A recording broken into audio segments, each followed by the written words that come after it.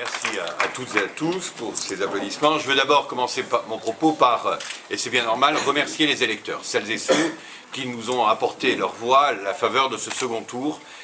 L'ensemble des membres de notre équipe veulent exprimer à ces électeurs notre gratitude, nos remerciements pour le soutien qu'ils nous ont manifesté ce dimanche 30 mars.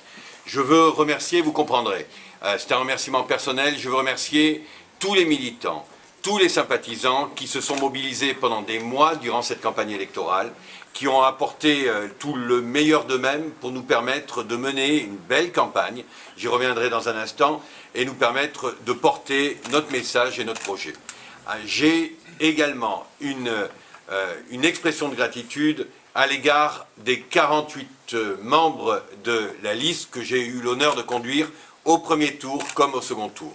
Ce sont des femmes et des hommes d'une grande qualité qui, toutes et tous, ont donné le meilleur d'eux-mêmes, qui, portés par leur engagement associatif, professionnel, par leur vision de la ville, un projet pour Pau. Et je veux ici, moi qui ai conduit cette liste, leur dire tous mes remerciements, toute mon affection et tout mon respect. Je veux maintenant adresser à François Bayrou mes félicitations. Je viens de lui téléphoner. Je suis tombé sur sa boîte vocale, mais je viens de lui téléphoner et je lui ai souhaité beaucoup de bonheur, beaucoup de chance dans cette fonction. La démocratie, ce n'est pas la guerre. La démocratie, c'est la compétition, mais c'est un moment de débat qui s'achève par un scrutin, et à l'issue de ce scrutin, il y a un vainqueur. Ce soir, c'est François Bayrou. Je lui adresse donc, je renouvelle mon propos, je lui adresse donc tous mes vœux de bonheur, parce que les vœux de bonheur adressés à François Bayrou et à son équipe municipale, ce sont des vœux de bonheur adressés aux Paloises et aux Palois.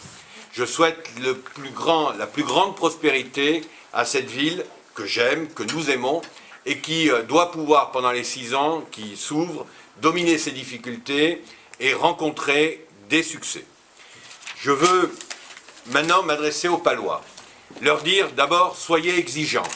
Exigeants parce que vous vivez dans une ville qui est magnifique, que nous avons les uns et les autres cités, rappelés, développés, décrits pendant toute cette campagne électorale.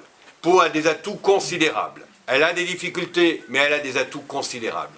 Ces atouts doivent donner lieu à un élan collectif pour que, sur le plan du chômage, sur le plan de l'emploi notamment, il puisse y avoir des réponses qui soient apportées aux plus jeunes comme aux plus anciens. Chacun dans cette salle, ici, se souvient avec quel enthousiasme, quelle chaleur, quel bonheur André Labarrère parlait de la ville de Pau. Je souhaite que ces années, qui ont été des années fructueuses pour la ville, ne soient pas oubliées. Que personne ne cherche, dans une sorte de revanche sur le passé, remettre en cause ce qui a été patiemment construit et qui donne une architecture qui reste un exemple pour l'ensemble du département et l'ensemble du pays.